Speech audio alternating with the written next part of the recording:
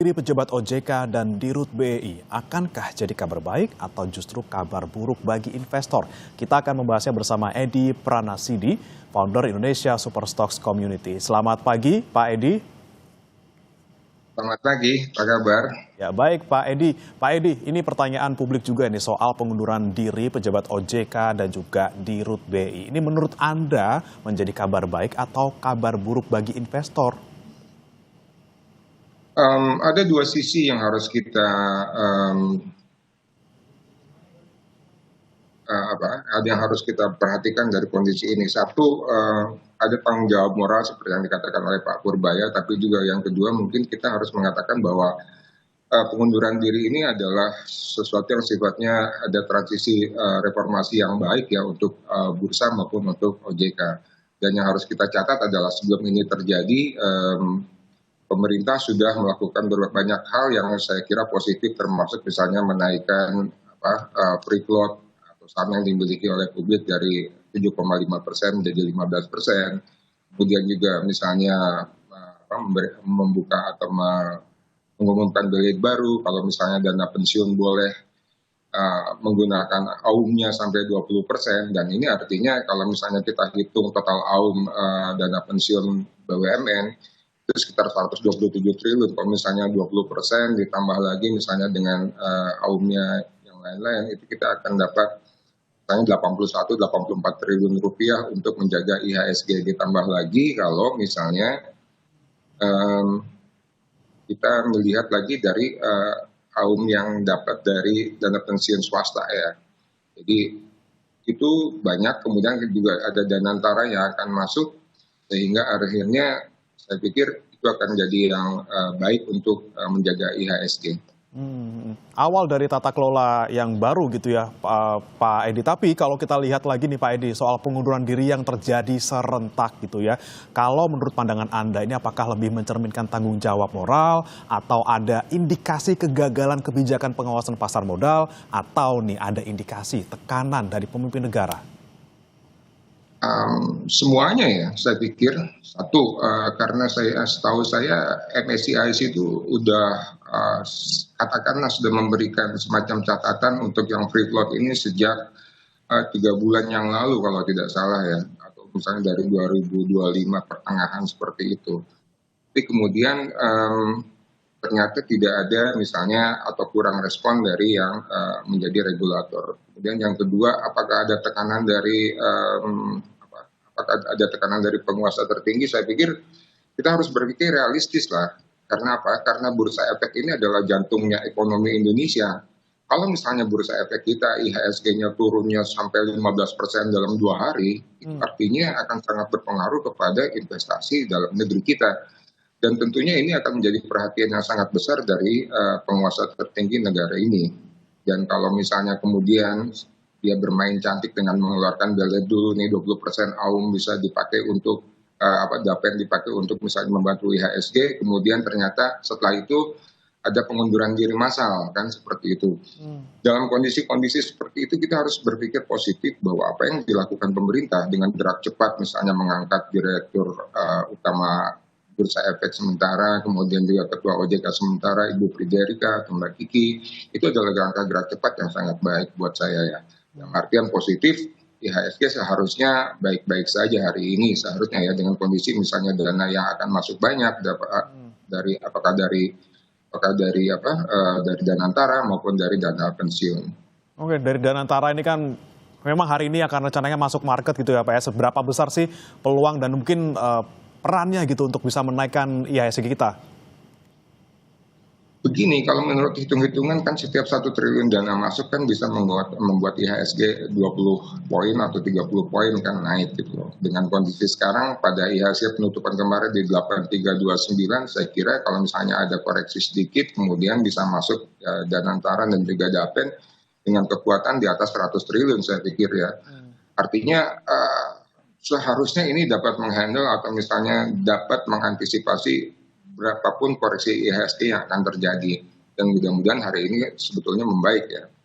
Mudah-mudahan membaik nanti di jam 9 ya Pak ya. Kemudian kita ke belakang lagi nih Pak Edi terkait dengan koreksi saham yang kemarin sampai belasan persen dalam 2 hari sampai kemudian trading halt. Nah menurut Anda ini yang terjadi sebenarnya memang sudah di luar kendali dari regulator atau justru memang ini terlambat diantisipasi aja gitu Pak? Satu yang harus kita ketahui bahwa volatilitas di market itu memang kadang sangat tajam ya, artinya bisa turun banyak sekali ataupun bisa naik banyak sekali. Kondisi-kondisi ini tentunya akan menjadi sebuah pelajaran buat bursa efek untuk mengantisipasi hal apapun yang berkaitan dengan sensitivitas atau sentimen pemodal asing maupun pemodal lokal. Jadi ketika MSCI mengeluarkan pengumuman bahwa mereka freeze gitu, seharusnya ada tindakan yang nyata langsung gitu, misalnya untuk memperbaiki kondisi sentimen yang akan terjadi pada besoknya. Tapi kondisi ini boleh dikatakan bahwa terlambat diantisipasi. Oke, terlambat diantisipasi. Nah, kita bicara lagi nih Pak soal kepercayaan investor sekarang.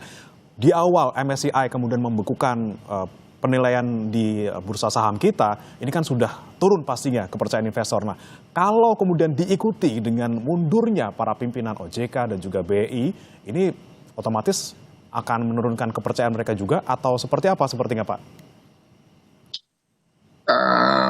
Pengunduran diri bisa dikatakan yang tadi kan kata Purbaya itu sebagai pertanggungjawaban moral mereka terhadap kondisi IHSG terakhir ini. Tapi itu juga bisa dikatakan sebagai sebuah transisi positif ya. Artinya ada perubahan, ada game changer di situ, di mana pemerintah lebih aktif lagi memperhatikan bursa efek Indonesia atau misalnya pasar modal Indonesia. Itu yang harus kita acungkan jempol dalam artian, oke, ini terjadi dan pemerintah melakukan gerak cepat dengan mengatasi ini semua. Saya pikir dengan diangkatnya Ibu Kiki dan juga misalnya Pak Jeffrey Hendrik, saya pikir itu adalah couple yang baik ya. Dalam artian ya, Bu Kiki terkenal sangat vokal dengan literasi, edukasi, bagaimana investor harus bersikap secara fundamental, secara misalnya long term investment. Kemudian Pak Jeffrey Hendrik ini orang lapangan yang tahu banget transaksinya seperti apa di stock market seperti itu. Jadi saya pikir ini adalah pasangan yang baik ya ke depannya. Jadi pengunduran diri yang dilakukan oleh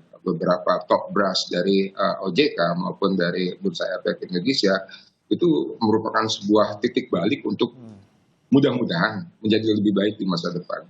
Kalau itu kan kita pikirkan secara positif nih Pak Edi, tapi kalau pasti ada pikiran juga nih dari investor yang kemudian melihat loh ini kita lagi gonjang-ganjing kemudian kok malah pejabat-pejabatnya pada resign gitu. Ini apakah kemudian justru menambah ketidakpastian para investor retail ini karena nggak yakin gitu uangnya aman apa nggak di bursa?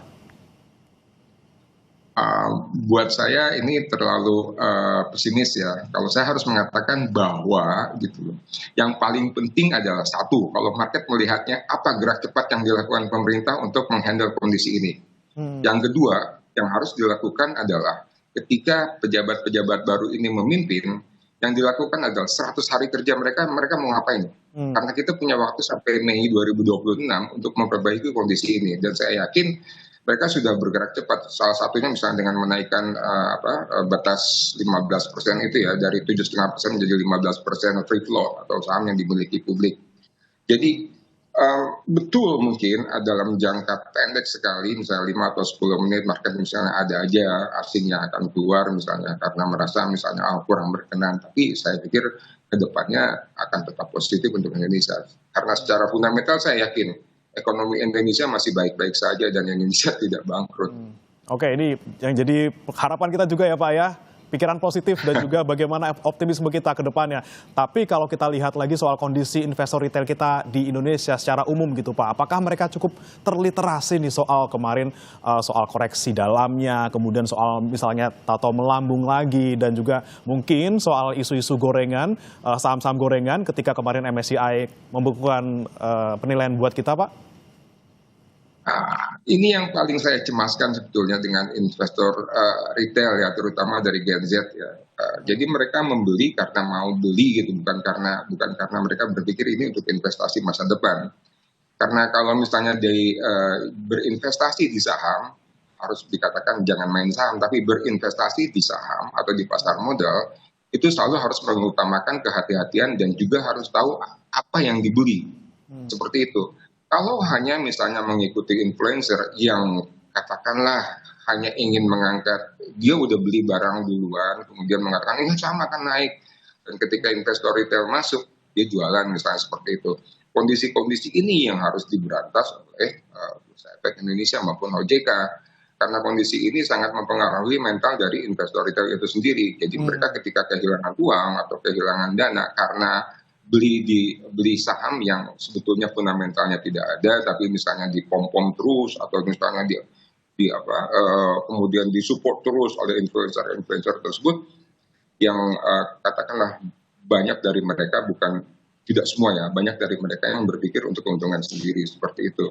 Jadi saya pikir dengan adanya Bu Kiki, dengan literasi yang kuat, dengan edukasi yang kuat, saya yakin ranah atau fokus OJK nanti tidak hanya menjaga pagar IHSG, tapi juga menjaga pagar fundamental dari para investor retail itu sendiri, untuk tidak misalnya masuk ke satu saham yang katakanlah sudah naik. Prinsipnya di saham itu sebetulnya mudah sekali. Ketika seperti kita tahu lah, semua orang tahu, ketika semua turun, ketika semua panik, itu kesempatan untuk membeli.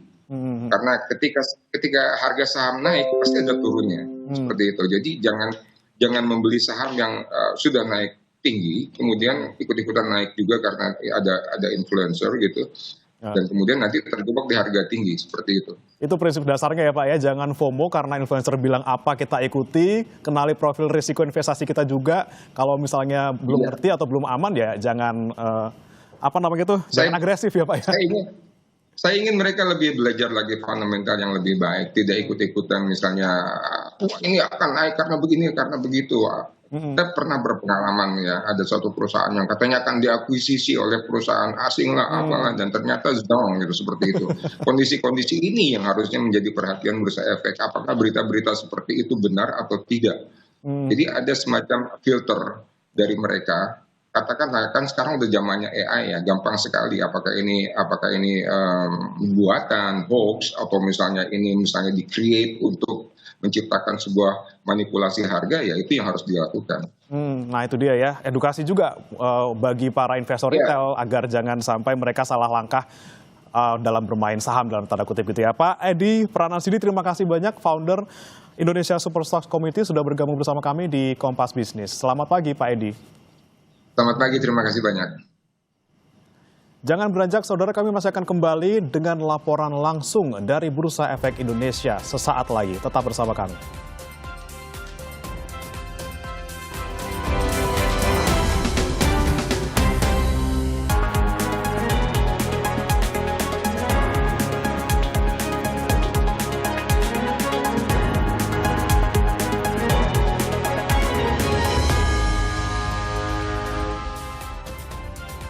Pukul 9 waktu Indonesia Barat, saudara, kita akan langsung pantau bagaimana pembukaan perdagangan sesi pertama di Bursa Efek Indonesia bersama jurnalis Kompas TV Renata Panggalo dan juru kamera Febri James di BEI. Selamat pagi Renata, setelah dinamika mundur bebarengan pejabat BEI dan juga OJK serta upaya Danantara masuk ke market, bagaimana IHSG hari ini?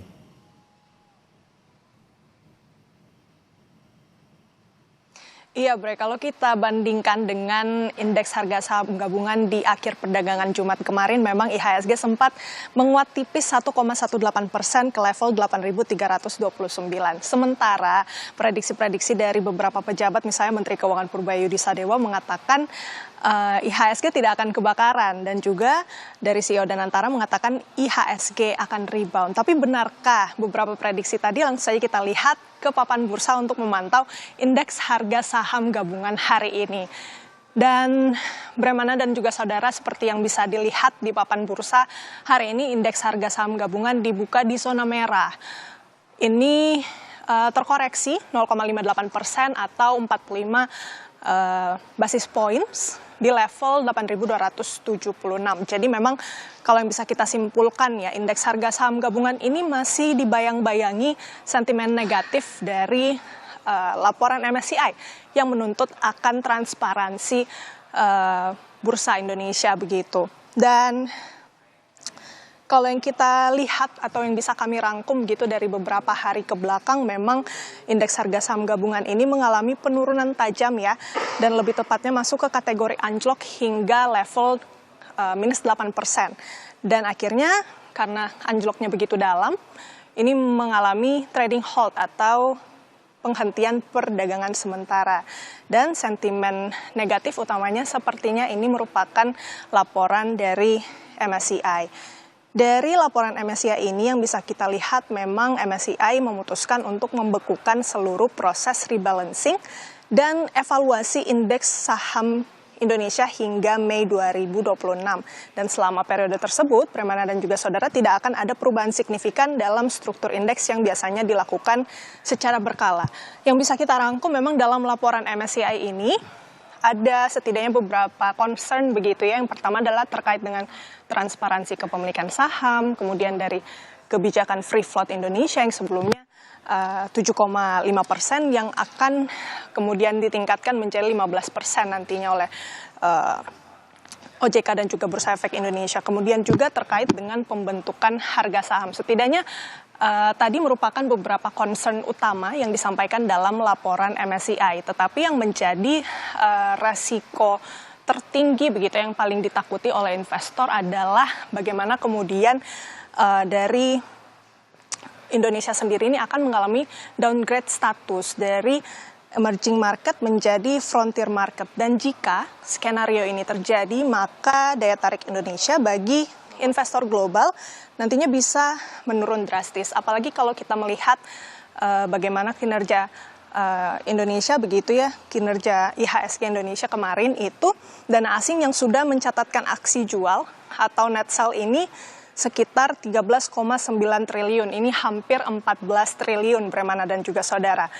Dan di tengah anjloknya IHSG pekan lalu pun juga ada 4 pimpinan OJK dan Dirut Bursa Efek Indonesia yang mundur dari jabatannya. Jadi dengan beragam sentimen ini, lantas seperti apa respons dari pemerintah, OJK dan juga Bursa Efek Indonesia? Jadi memang kalau dari yang kita bisa rangkum juga dari beberapa hari ke belakang ini ada beberapa kebijakan yang akhirnya dikeluarkan. Yang pertama adalah peningkatan free float minimum saham, di mana Otoritas Jasa Keuangan ini meningkatkan ketentuan porsi saham publik atau free float minimum dari 7,5% menjadi 15% per Maret 2026. Aturan ini akan diberlakukan untuk semua emiten dan nantinya untuk emiten yang belum mencapai 15% maka diberikan masa transisi untuk melakukan penyesuaian dengan wajar. Kemudian juga ada penguatan data kepemilikan saham yang dimana OJK meminta KSEI melakukan penguatan data kepemilikan saham yang lebih granular dan reliable. Yang dimana KSEI diminta untuk mendetailkan tipe investor dengan mengacu pada best practice global. Kemudian juga penguatan ketentuan disclosure pemegang saham emiten atau perusahaan tercatat. Dan juga yang menjadi perbincangan publik, salah satu kebijakan yang menarik ini adalah demutualisasi Bursa Efek, Premana dan juga saudara, yang dimana demutualisasi ini sederhananya merupakan proses perubahan status Bursa Efek Indonesia dari organisasi berbasis keanggotaan menjadi entitas perusahaan yang kepemilikannya dapat dimiliki publik atau pihak lain. Dan Danantara juga sudah menyampaikan ketertarikannya untuk menjadi salah satu pemegang saham apabila proses demutualisasi ini sudah dilakukan begitu. Dan untuk menjaga independensi Bursa Efek Indonesia, Danantara mengklaim hanya akan berperan sebagai shareholder alias pemegang saham dan semua peraturan akan tetap dibuat dan dikeluarkan oleh regulator. Namun dengan rentetan peristiwa yang sudah terjadi sepanjang pekan ini, nampaknya juga berdampak menjadi sentimen negatif bagi indeks harga saham gabungan di awal perdagangan hari Senin tanggal 2 Februari 2026. Bahkan untuk sekarang ini sudah terkoreksi minus 2,78%, Premana dan juga saudara. Jadi kita menanti apa saja nantinya langkah yang akan dilakukan dari para pengambil kebijakan. Dan pada hari ini juga kita ketahui bahwa Otoritas Jasa Keuangan dan juga Bursa Efek Indonesia akan bertemu dengan MSCI. Dan tentunya ini juga akan membahas bagaimana laporan-laporan MSCI terkait dengan transparansi dari pasar saham Indonesia. Kita nantikan bagaimana hasilnya, Premana dan juga saudara. Apakah nantinya pertemuan ini bisa memberikan sentimen positif di akhir perdagangan nanti atau seperti apa? Yang jelas rencananya pertemuan ini akan diadakan pada sore nanti secara virtual, Bremana. Baik, masuknya Danantara ke market hari ini ternyata masih belum bisa mengangkat IHSG sehingga dibuka di zona merah. Terima kasih Renata Panggalu dan juru kamera Febri James dari Bursa Efek Indonesia. Selamat bertugas kembali.